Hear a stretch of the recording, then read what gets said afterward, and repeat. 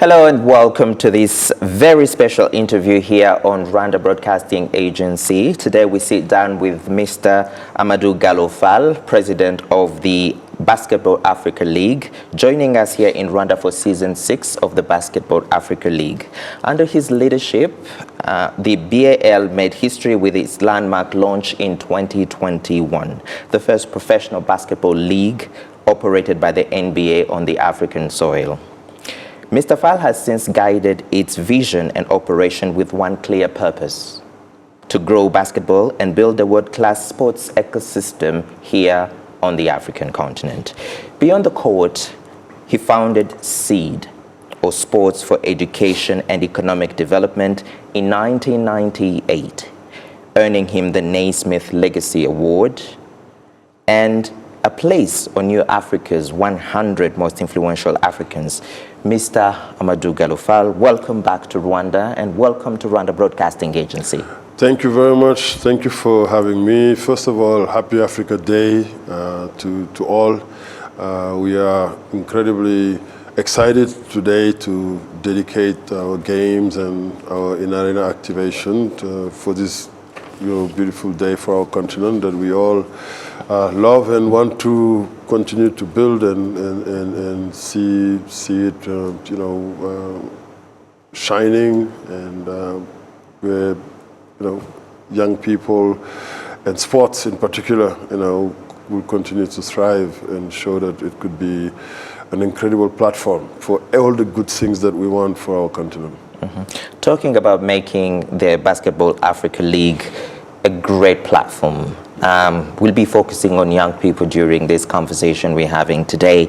And last year on our microphones of RBA, you spoke passionately about consistency and momentum in building the Basketball Africa League into one of the greatest leagues globally. Season 6 is now underway. What is new this season in terms of commercial partnerships on the court, as well as capacity building and community involvement in general? Yeah. Well, every season since the launch here in 2021, we've talked about momentum. We started out, in the bubble, putting a product on the court that people who watch it on broadcast were marveling that actually something, that special and cool and exhilarating and all the great attribute that you want, to be associated with a sports product. People were talking about that and having even pinching themselves to believe that actually this was actually happening in Africa. So season 2, we confirmed and improved on a lot of the aspects, and every year we've seen that the on-court product continuing to get better. We are discovering new African talent, better talent coming from other parts of the world to come and join the league. So the improvement in the product is the number one reason why, now the records we established last year in terms of attendance, in terms of partnerships, and again, quality of play, we are entering the season 6, with even added, excitement and that momentum continuing to grow, where we have, a record number of partners, 22 partners that are, coming on board to collaborate with the Basketball Africa League in terms of also how the broadcast is received. Over 700 million views. We had 15 billion impressions, so far, and this is just telling because those 15 billion impressions is an opportunity. There's 15 billion opportunities to tell a different story, to tell a positive story about Africa. So, which is really one of our key drivers. Obviously, we are building a business that we are very confident is going to be the anchor for a robust sports business industry in Africa. So we are continuing to see these positive trends. At our finals here in Kigali, so far, incredible basketball games on the court. Now we are down to our last, after today, we'll have our last 4 teams that qualified. In terms of what's new, the format for this initial round the quarterfinals, where it has to be 2 games. We play 2 games, and the best in terms of aggregate scores move on to the semi-final. We're seeing great crowds coming to Kigali Arena, but Indeed. Great basketball and great fan engagement around the world, really. And then, like I said, 22 new partners. This is a new record. So that's just trending in the right direction. Talking about moving towards the right direction, there's a projected 5.4 billion economic footprint, 37,000 created jobs, 250 million contribution to host countries' GDP, a franchise model in the pipeline or in the works, extraordinary figures and facts. But for a young person sitting here in Kigali, in Dakar, in Rabat, and in Lagos, what does it really mean to them, and what must they do right now to be ready to step into that transformation? I think what it means is the ambition and the dream, actually, we sold from day one when we announced the launch of the Basketball Africa League in 2019 in Charlotte. Commissioner Adam Silver was talking about this league becoming an economic growth engine for Africa, for the continent, because of the tremendous amount of talent we had. So this league, we talked about it, will create jobs, will spur the development of infrastructure, and will contribute to economic development across the continent. So those figures, I think, are a testament to that ambition that we have. So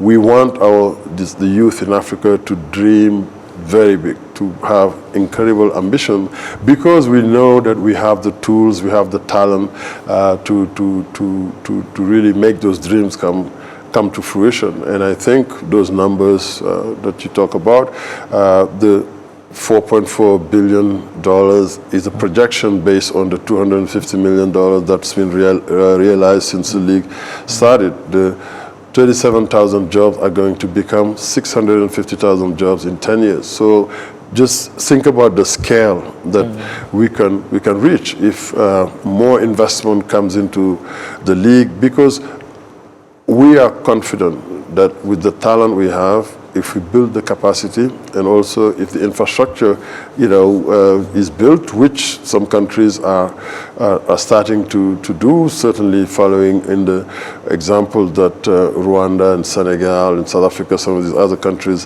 have started. I mean, what we've been able to achieve here in Kigali since 2021, I mean, is a litmus test. I think everybody who comes to visit, people who were here 6 years ago in the first edition, seeing all the transformation, and also just seeing how there's a very knowing public that is watching the games, that knows about basketball. You could tell that there's a basketball culture that's being, I'm not talking about being built, but now this is entrenched. When I see the teams, how they are organized, the local Rwandan league, and attracting top talent from all around the world. So this is the influence that the Basketball Africa League wish to have all across Africa. So Rwanda is a case study for us. It's really an example, but also the league as a whole, how we are managing to bring basketball and sport as a business on the mainstream conversation. When I was here last week during the Africa CEO Forum, it was great to see that sports as a business occupied center stage. Similarly, I think maybe 2 weeks before in Nairobi at that Africa Forward Summit, I know there was a lot of conversation around sports as a business. This is what we've always envision that this day will come. We're only scratching the surface, because it's all based on experiences we have ourselves in terms of navigating through these industries in the US and other parts of the world. We always felt that we had to think inward and look at building value around our talent here on the continent and not just exporting talent to other parts. Talent is going to continue to go somewhere else because it's just, the nature of business and really everything. Like the best will strive to go where they can best maximize their opportunity, their earning opportunities. But we want to make sure that on the continent we have a very respectable platform that can compete with any others around the world. That's what the league is showing, that today, that opportunity and that big dream and ambition can become a reality. When you talk about the franchising model that we are talking about, that's the next phase that is going to ensure that we have a fully professionalized environment. We have these teams now becoming almost individual companies that creating those jobs, that is also creating these ecosystems in individual countries. This is why we are confident about the scale that we're going to reach in 10 years and beyond. Indeed. Just very briefly, I would like you to describe Rwanda's contribution to the BAL success, because you started in 2021 in partnership with the Rwanda Development Board as well as Visit Rwanda. So, in a few words, if you could describe enabling us to launch the league in the middle of the pandemic. Because at the time we looked at, where could we stage, launch our league in the middle of the pandemic, and Rwanda was the only place really on the African continent where we felt confident that the same operations that the NBA had set up in Orlando, in Florida, to finish the NBA season and the WNBA season, the G League season, we could do that here in a complete bubble because of the visionary leadership and the support that we know we could count on here. And then you had BK Arena, Kigali Arena at the time. So, you had the infrastructure,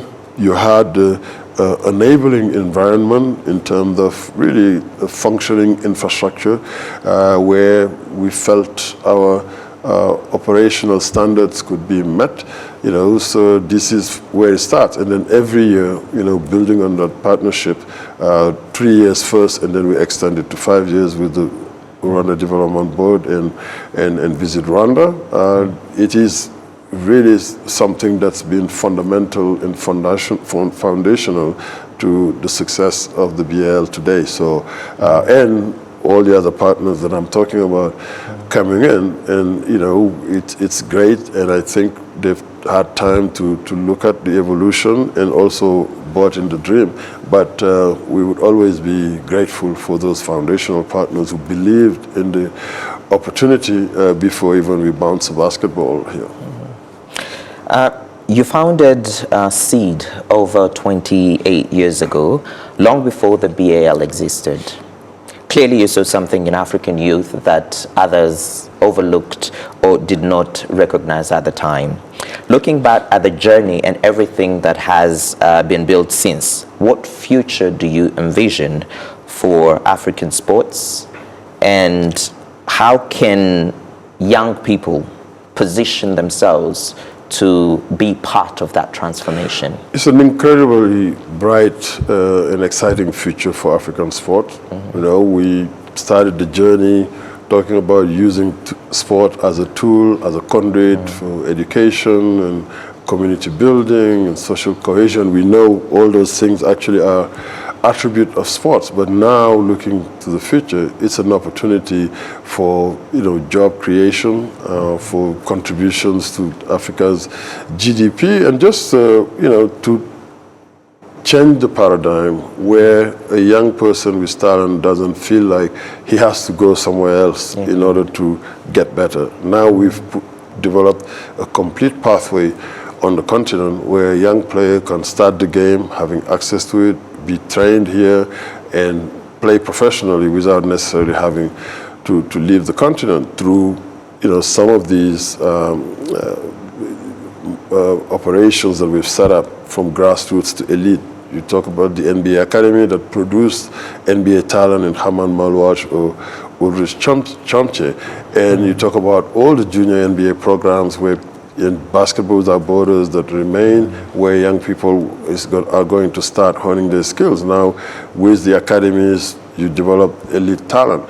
And the professional league, the Basketball Africa League, you want these kids to enroll in clubs for a chance to play in the league. Now we talk about this franchising model that is going to really bring the opportunities at scale.